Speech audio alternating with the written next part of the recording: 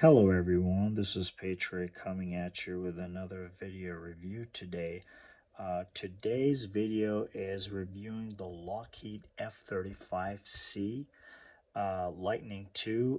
This is from Hobby Master in 1/72nd scale. The item number is HA6207.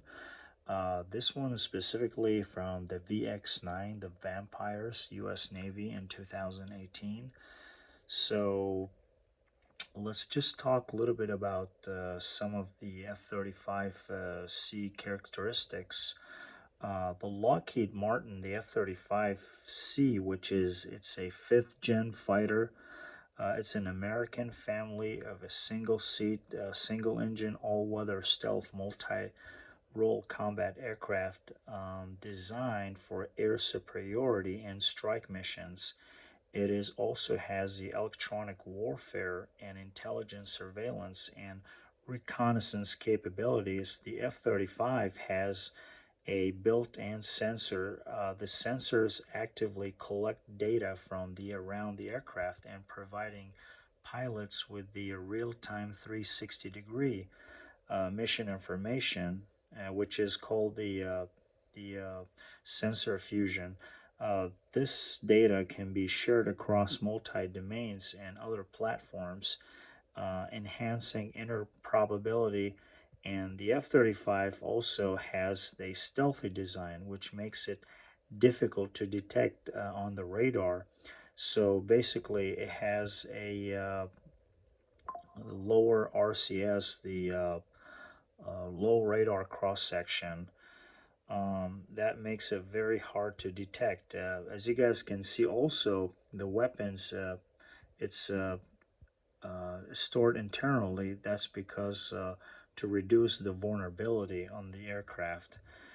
So, which makes it very difficult to detect, and also equipped with advanced avionics sensors and weapon systems, making it one of the most capable fighter jets in the world.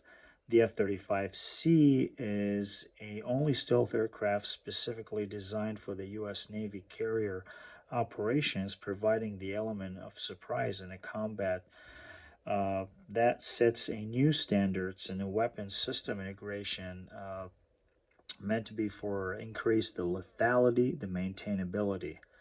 The combat radius in the F-35, it brings a true mission power projection because the F-35 can operate as an intelligence surveillance and reconnaissance sets and battle manager, sharing information on all network, land, sea, and air assets in the battle space. So this ensures men and women in uniform can execute their mission and return home safely.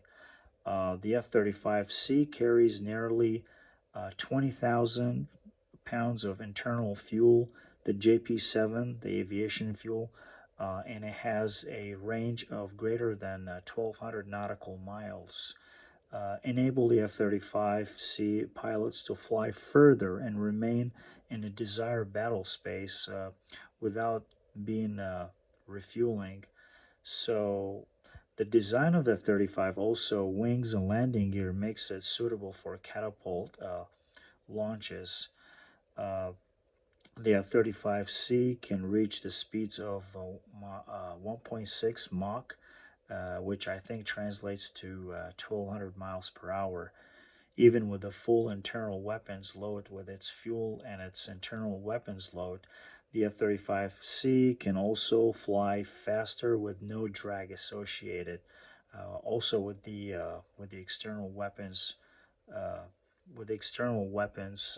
under the pylon. So those are some of the characteristics on the F-35, guys. Unfortunately, I can't just there's a lot of characteristics involved in this aircraft. I know the program has some delays, some multiple delays, and over cost, over budget.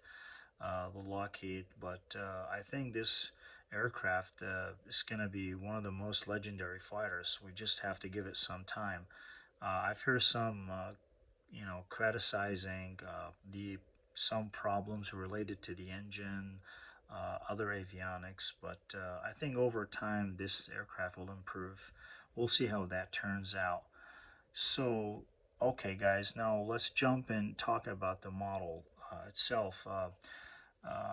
In terms of color scheme, I think Hobby Master nailed it. Uh, the color scheme looks like just like a real F-35, from my opinion. All the stencils, the roundel, the U.S. Air Force roundel, all the insignias, uh, they're all dialed in pretty good. The cockpit details as well. Um, but one thing I would like to point out, guys, I would like to share with you guys. Here's in the back. I don't know if you guys capture that on the intro footage. Uh, I did some here on the aft engine nozzle. I did some little modification here.